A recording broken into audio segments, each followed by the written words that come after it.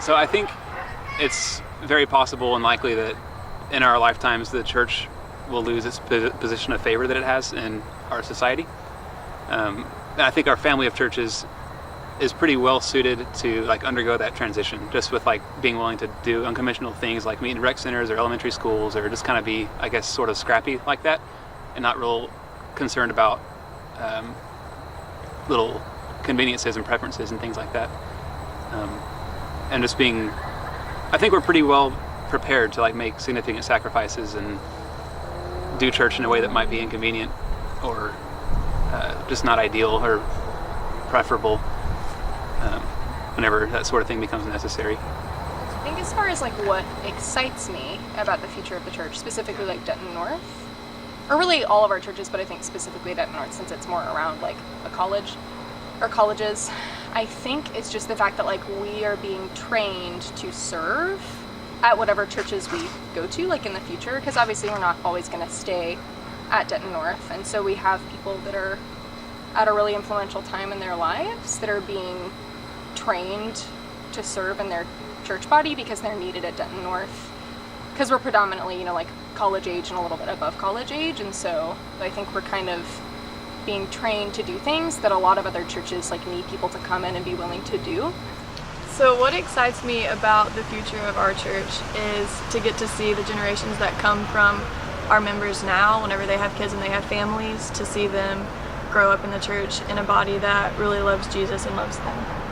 And I think I'm really looking forward to the day when we're ready to plant another church and Denton North is able to financially and able to give people to go and say, hey, yeah, we're ready, we can do this, we can plant the church.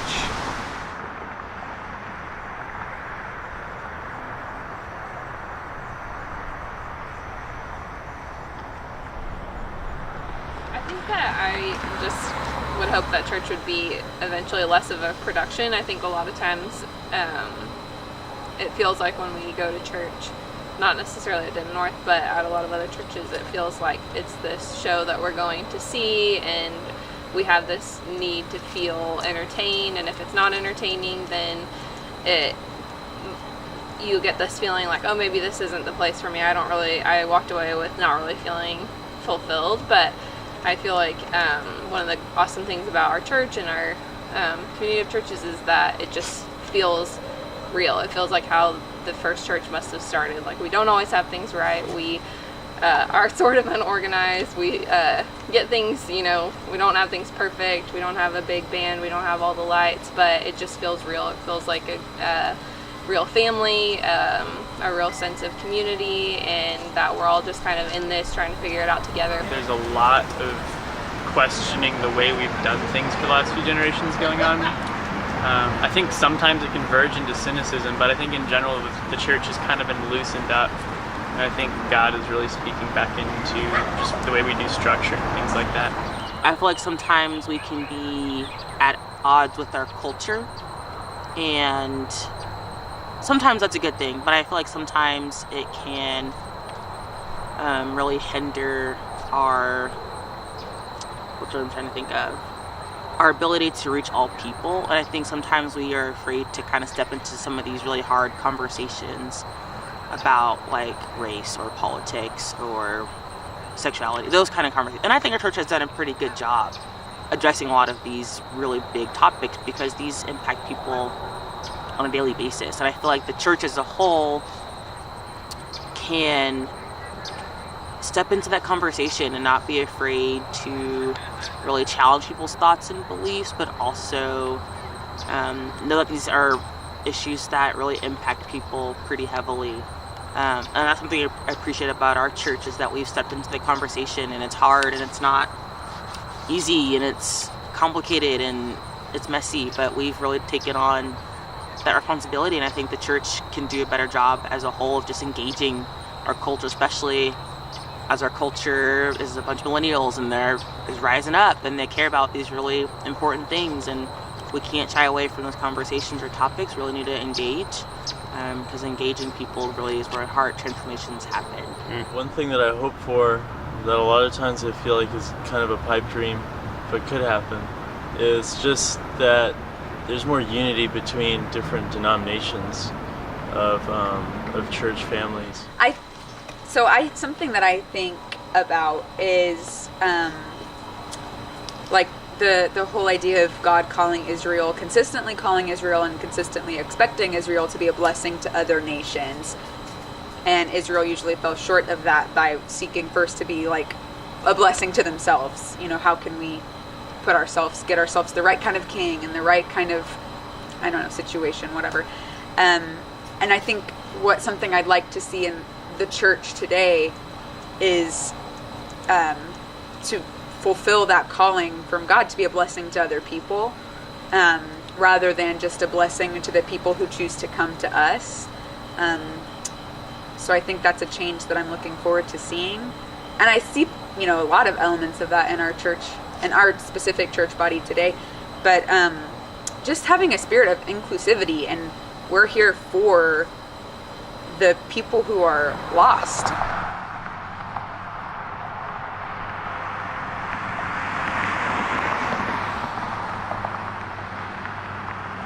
In our sermon series and in our small groups, and the fact that we really emphasize these one-on-one relationships, I think they allow for us to have conversations that our culture is having, and instead of being left out Christians. I think that's what's so hard about sometimes feeling like it's hard to relate to people who aren't Christian, that I think our church has done a really good job about equipping us to do.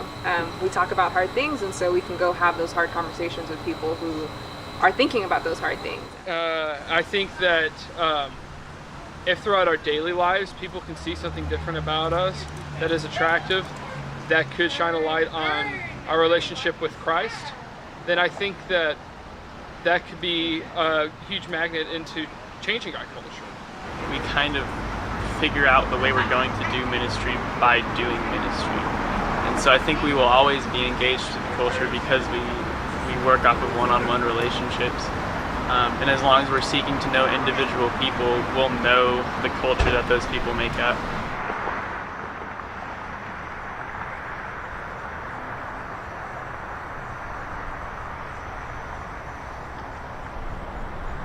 So as the church grows, I just see myself like really staying around as a young adult here, just really filling some roles that need to be filled. But I hope one day to be a dad, and so if I have a kid that's going through this church and being a part of JAM, being a part of the teen ministry, I want to definitely be a part of that, because I know how crucial it was for me in high school to have that, and to have something called a youth worker where people actually cared to meet with you. I think at first I felt pretty insecure about being part of this church when I first joined, just because it was mainly dominated by white people. And so sticking around and noticing how it's like more minorities are joining, it's allowed me to in a way make them feel comfortable, or make them see that this is okay, that this is, I don't know, I think sometimes we get into this idea of like, oh, this is not normal.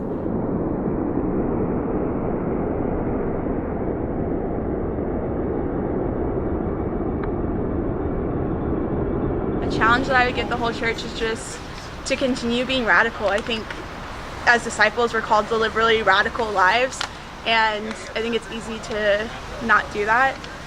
But the way that we're going to love people and reach out to people is if we continue to do that.